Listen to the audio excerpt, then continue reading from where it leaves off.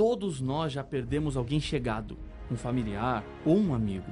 E não há dor maior na vida do que a separação entre entes queridos por causa da morte. Estamos na metade deste programa e ainda existem muitas outras verdades que precisam ser descobertas.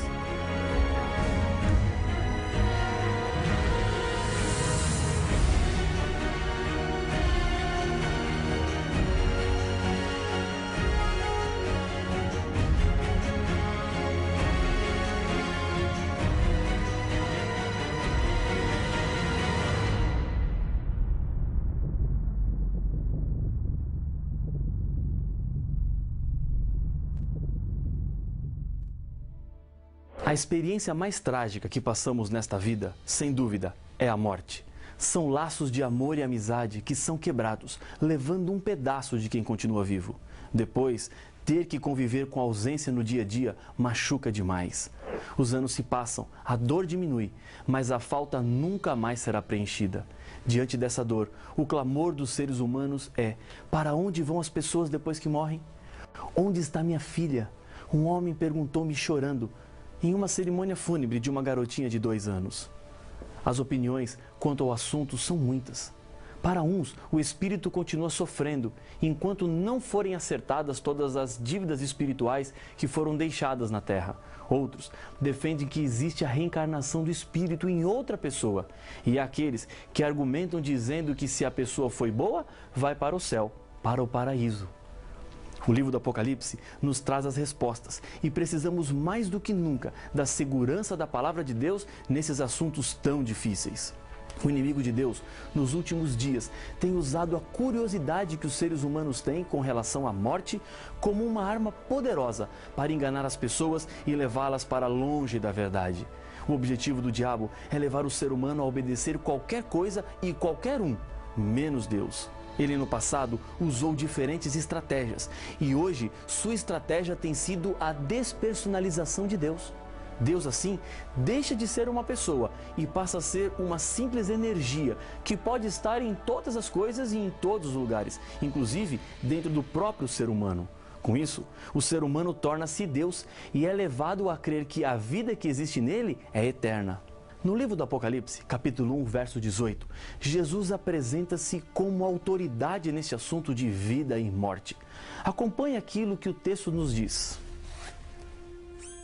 Estive morto, mas eis que estou vivo pelos séculos dos séculos, e tenho as chaves da morte e do inferno. A morte de Jesus e a sua ressurreição resolveram de uma vez por todas o problema da morte e do pecado, que alcançou todos os seres humanos. E Jesus, por ter morrido e agora estar vivo, pode dizer com autoridade o que é que acontece quando uma pessoa morre. Jesus tem as respostas. Ele tem a chave. Você não precisa procurar em conchas, cartas ou até mesmo na palma da sua mão. A Bíblia nos mostra com precisão a resposta sobre o mistério da morte. Para entender a morte, antes precisamos entender a vida. A morte é o oposto da vida. Em Gênesis capítulo 2, verso 7, a Bíblia fala sobre a natureza do homem. Então formou o Senhor Deus ao homem do pó da terra e lhe soprou nas narinas o fôlego de vida, e o homem passou a ser alma vivente. O ser humano não tem uma alma, ele é. Entre ser e ter existe uma grande diferença. A alma vivente é a junção do corpo com o fôlego de vida, que vem de Deus. No sentido bíblico, a alma vivente é a mesma coisa que ser vivente. Quando você diz que na sua casa ontem à noite tinham 20 almas, significa que 20 pessoas vivas estavam em sua casa. Na Bíblia, a expressão alma nunca é relacionada a um espírito desencarnado. Há pessoas que acreditam que o corpo morre, mas a alma nunca morre. Pela descrição do texto bíblico, percebemos que o ser humano começou a viver quando o pó da terra juntou-se com o sopro de vida, ou fôlego de vida, que Deus soprou nas narinas de um boneco feito do pó da terra. Isso significa que não existe uma alma independente do corpo. Somos uma combinação harmoniosa entre pó da terra e fôlego. A lâmpada não tem luz por si só, mas produz luz quando está ligada à energia elétrica, ao mesmo tempo em que a energia elétrica sozinha não ilumina a menos que esteja conectada com a lâmpada. A mesma relação acontece entre pó da terra e fôlego. Lâmpada mais energia é igual a luz. Pó da terra mais fôlego é igual a alma vivente. Quando o ser humano foi criado, Deus não havia planejado a morte. Ela é um acidente que aconteceu, um triste e trágico acidente. No Jardim do Éden, havia uma árvore em que Deus testaria a fidelidade e a escolha dos seres humanos. Logo após ter criado os seres humanos, Deus advertiu. E o Senhor Deus ordenou ao homem: coma livremente de qualquer árvore do jardim, mas não coma da árvore do conhecimento do bem e do mal, porque no dia em que dela comer, certamente você morrerá. Gênesis capítulo 2, versos 16 e 17. Para que os seres humanos continuassem vivos, havia uma condição a cumprir: deveriam permanecer obedientes. O diabo é o sedutor de todo o mundo. Ele inventou uma mentira para Eva quando ela se aproximou da árvore e começou a conversar com ele. Aqui está um grande perigo, um sinal de alerta. Com o diabo não se conversa, ele é mentiroso e perigoso. Ele disse a Eva: Deus disse que se você comer desse fruto você vai morrer? Eu te garanto, Eva, disse o inimigo, é certo que você não vai morrer. Podemos ser tentados a pensar: como é que Eva foi cair numa mentira dessas e trocar uma vida perfeita e eterna pela morte e as tragédias que temos que conviver hoje? O grande problema é que não foi apenas Eva, e nem depois Adão. Nós também fazemos a mesma escolha. Isso mesmo, você e eu. Hoje, continuamos fazendo a mesma troca. Arruína-se a família por causa de 5 minutos de prazer. Não valorizamos o que temos até perdermos tudo. Escolhemos poder, prestígio, prazer, em vez de escolhermos Deus. Muito tempo se passou desde o pecado de Eva e, infelizmente, continuamos caindo na mesma armadilha. O diabo tem como sua principal motivação fazer o ser humano sofrer. Deus sofre quando você sofre. Deus chora quando você chora. Talvez, enquanto você está estudando essa série do Apocalipse, seu coração está batendo apertado por causa da morte de alguém. Amigo, amiga, saiba de uma coisa: Deus não é o causador da morte. Ele é a vida. Mas quando nos afastamos da vida, a morte passou a ser um terrível inimigo da nossa felicidade. A morte é a consequência do pecado. Ezequiel, capítulo 18, verso 4, diz que: eis que todas as almas são minhas, como a alma do Pai, também a alma do Filho é minha. A alma que pecar, essa morrerá. Em Isaías, capítulo 51, verso 12, a Bíblia fala que o ser humano não é imortal. Eu sou aquele que vos consola. Quem, pois, és tu para que temas o homem que é mortal? Romanos, capítulo 5, verso 12, apresenta como a morte entrou no mundo. Portanto, assim como por um só homem entrou o pecado no mundo, e pelo pecado a morte, assim também a morte passou a todos os homens, porque todos pecaram. Existe uma solução para o problema da morte. Jesus era o portador dessa esperança quando esteve aqui na terra. Um dia, Lázaro, amigo de Jesus, estava enfermo, e as suas 2 irmãs enviaram mensageiros a Jesus falando da situação difícil que Lázaro estava enfrentando. Quando Jesus chega à cidade de Betânia, onde morava Lázaro e sua família, sua irmã Marta correu ao seu encontro para lhe dar a notícia do falecimento. No Evangelho de João, capítulo 11, na história da ressurreição de Lázaro, Jesus explica o que é a morte. Acompanhe a leitura dos versos 11 a 14. Isto dizia, e depois lhes acrescentou: nosso amigo Lázaro adormeceu, mas vou para despertá-lo. Disseram-lhe, pois, os discípulos: Senhor, se dorme, estará salvo. Jesus, porém, falara com respeito à morte de Lázaro, mas eles supunham que tivesse falado do repouso do sono. Então Jesus lhes disse claramente: Lázaro morreu. A palavra adormeceu expressa inconsciência, o que é confirmado em outros textos bíblicos, como por exemplo em Eclesiastes capítulo 9, versos 5 e 6. Porque os vivos sabem que hão de morrer, mas os mortos não sabem coisa nenhuma, nem tampouco terão eles recompensa, porque a sua memória jaz no esquecimento. Amor, ódio e inveja, para eles já pereceram, para sempre. Não têm eles parte em coisa alguma do que se faz debaixo do sol.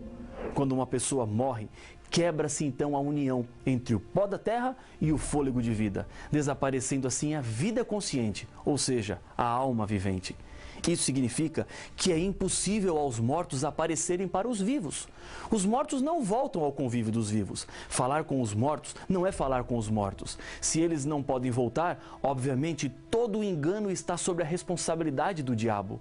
Não são os mortos que voltam para falar com os vivos. São os demônios enganadores e operadores de sinais e maravilhas que querem apenas enganar. Ele inventou uma mentira e agora faz de tudo para convencer os seres humanos daquilo que ele mesmo inventou.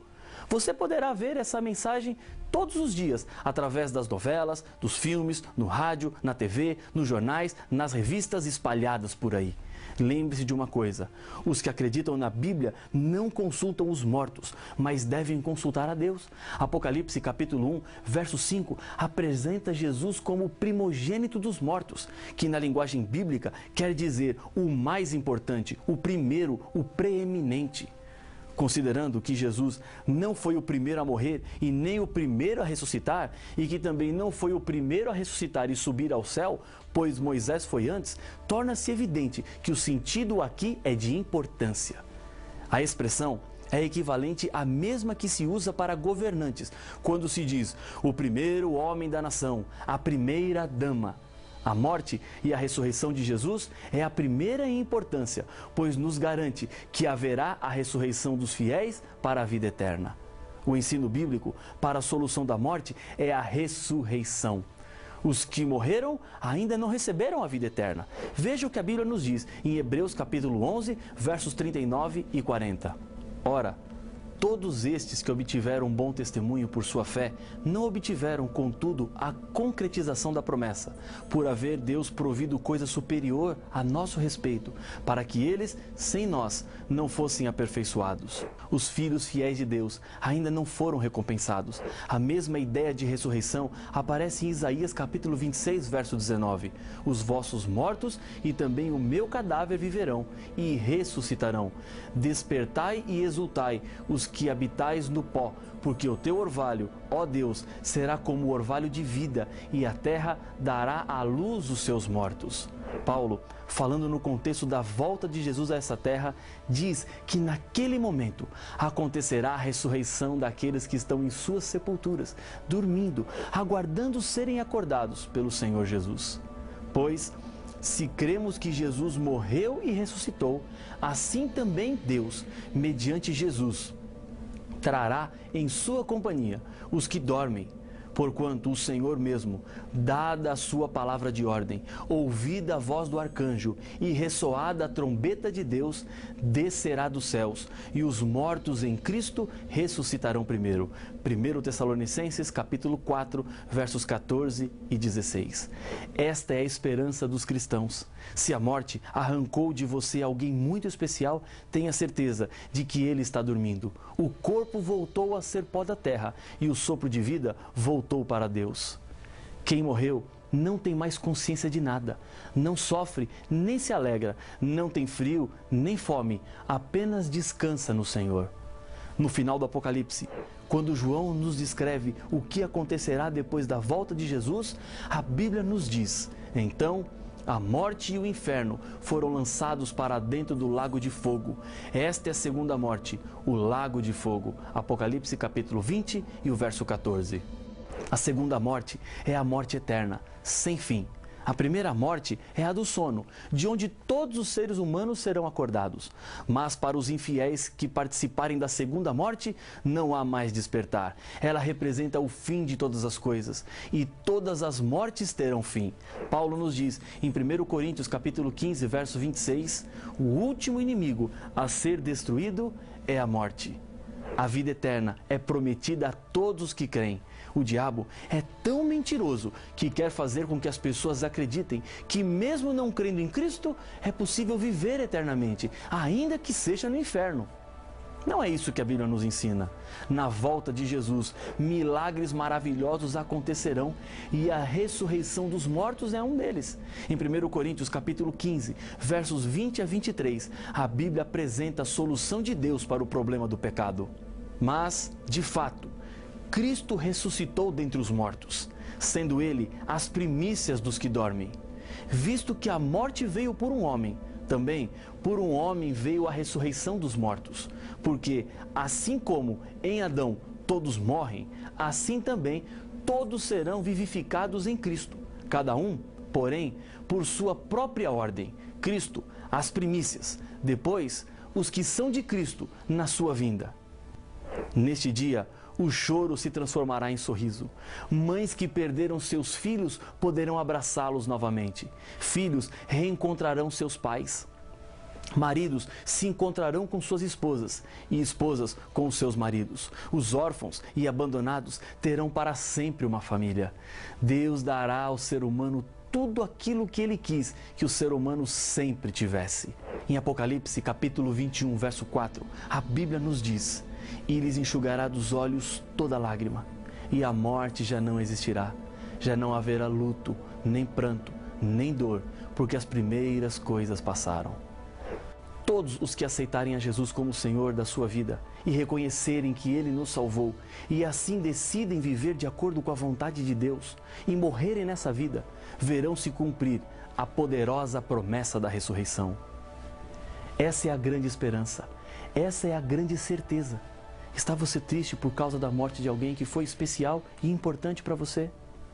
Prepare-se, o Senhor Jesus voltará logo. Guarde em seu coração as boas lembranças apenas e não se esqueça que a morte é apenas um sono. Diante dos seus olhos estão as verdades de Deus para as grandes questões deste mundo.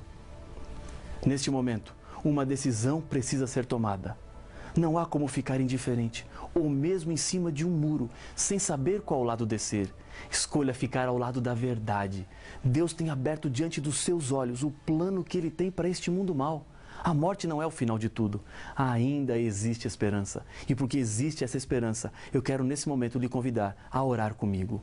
Pai de amor, entendemos na Tua palavra que existe uma solução para o problema da morte, a ressurreição. E é com essa esperança que eu entrego a vida de cada filho Teu nas Tuas mãos. Nós confiamos e acreditamos na Tua volta e sabemos que em breve a morte não mais existirá. Fica conosco, oramos em nome de Jesus. Amém.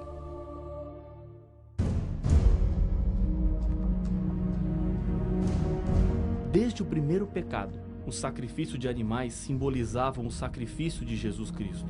O santuário aponta para a realidade do pecado, a graça de Deus. No Novo Testamento, há uma mudança no acesso a Deus. Mas o que significa o santuário? E por que é que antigamente o povo de Israel precisava realizar o sacrifício de animais? Deus aprovava tais práticas? Para saber as respostas a estas perguntas, não perca o próximo episódio de Apocalipse, o fim revelado.